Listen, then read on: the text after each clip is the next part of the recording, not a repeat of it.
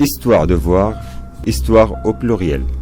Une émission sur la mémoire des révoltes, lutte et résistance populaire, d'hier et d'aujourd'hui, avec des militants, témoins et acteurs du mouvement social, des écrivains, des chercheurs et des artistes. Rendez-vous tous les mercredis en direct de 12h10 à 13h ou en différé sur laclédesondes.fr. On est très heureux d'avoir été accueillis pour ces AOC de l'égalité ce week-end, qui nous a permis de parler de deux projets qui sont en cours.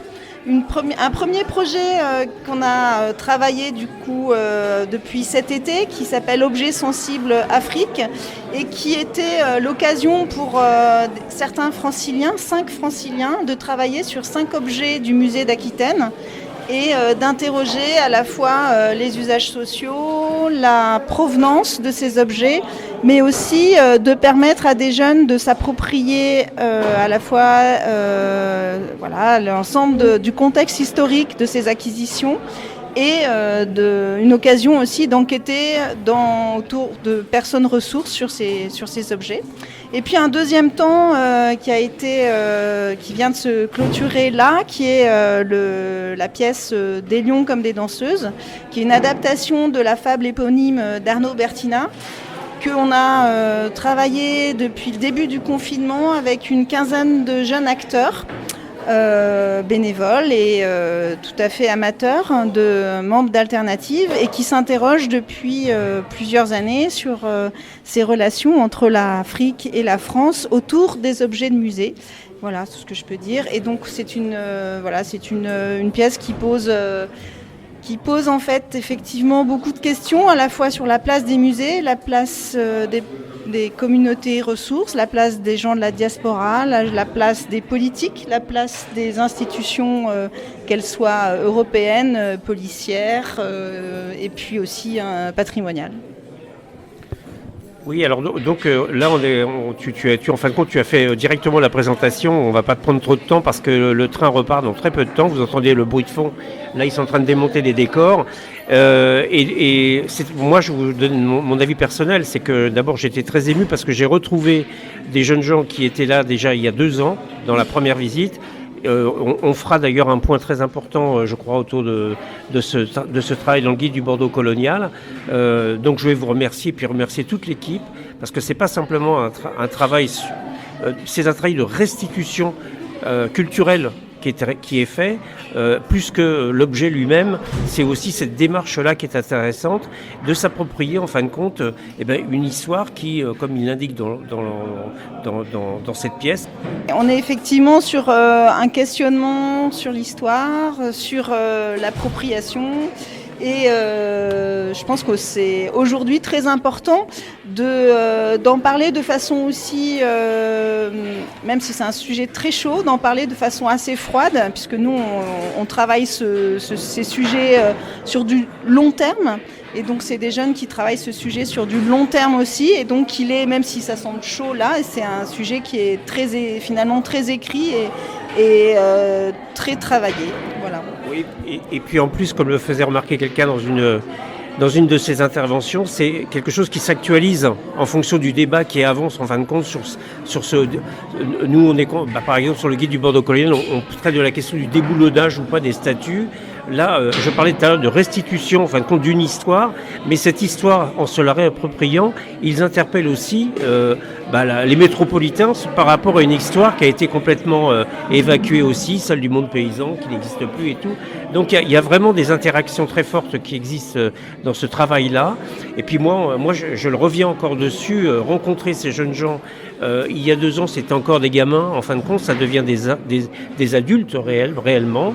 La place des femmes aussi est importante dans ce travail. Enfin, c'est très, très interactif, très vivant. Et moi, je voulais te remercier, puis dire bravo. Et d'ailleurs, c'est tellement bien ce que fait Alternative avec un S, Alter plutôt un native. Vous pouvez aller sur alternative.org, il me semble. Vous verrez tout le travail sérieux qui est fait. Et je me suis inspiré d'ailleurs de votre initiative de faire une promenade en vélo par rapport à la colonisation, parce que dimanche prochain, dans le cadre des AOC d'égalité, on va faire la même chose à Bordeaux avec le guide du Bordeaux colonial. Déjà, c'est un hommage qu'on vous rendra, parce que c'est une très bonne idée. Maintenant, il faut avoir des mollets de 20 ans, il faut se mettre en forme. Mais donc, c'est une initiative qui fait des petits et qui voyage. Elle a été présentée à Montpellier, elle a été présentée à Montreuil plusieurs fois. Donc aujourd'hui à Bordeaux, et puis on la propose à différents endroits, on verra ce que ça donne. Je pense que les jeunes ont très envie de poursuivre, et puis en plus on la réécrit un peu tout le temps, parce que justement on l'actualise aussi avec l'aide de Bami Leke aussi, voilà, et de personnes qui nous donnent différents avis. On se permet de la réécrire, et pour ça Arnaud est très chouette, parce qu'il nous accompagne aussi dans cette réécriture.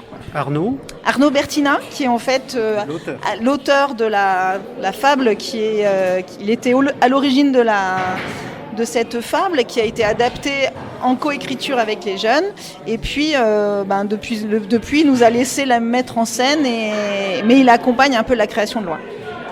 Ce serait donc savoir quelle est la situation aujourd'hui de ces jeunes et quelle est leur implication en termes de temps par rapport au travail fourni, parce que vraiment pour de l'amateurisme c'était absolument admirable, et je voulais en savoir un tout petit peu plus sur les circonstances de la mise en place en fait.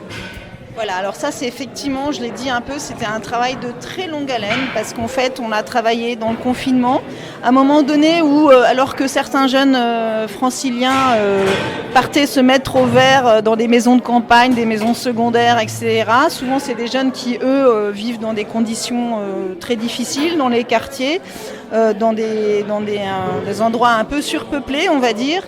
Et donc c'était un peu leur soupape, je pense, ce temps qu'on se prenait tous les samedis. Donc en fait on a travaillé vraiment en 2020, de septembre 2020 à juin 2021. Tous les samedis, il y avait ce rendez-vous. On avait un lieu qui nous permettait, même à des très petites jauges, de travailler ça. Et donc ça a été très fort. Ça a permis de garder le lien. Et aussi, il se passait plein de choses autour. Donc c'était tous les samedis. Il y avait aussi des répétitions en Zoom quand ça n'a pas été possible pour d'autres. Et donc voilà, c'est un investissement long terme, et puis du coup c'est aussi toute une vie, parce qu'on passe la journée ensemble, on mange ensemble, on construit le décor ensemble, on le pense ensemble, enfin voilà, c'était un long travail. Écoutez Emmanuel, on te remercie comme vous de nous avoir accordé cette interview. Merci. Et à très bientôt, donc, et bonne chance à votre action coloniale, décoloniale, et vos balades décoloniales sur Bordeaux. Merci Jean-Pierre.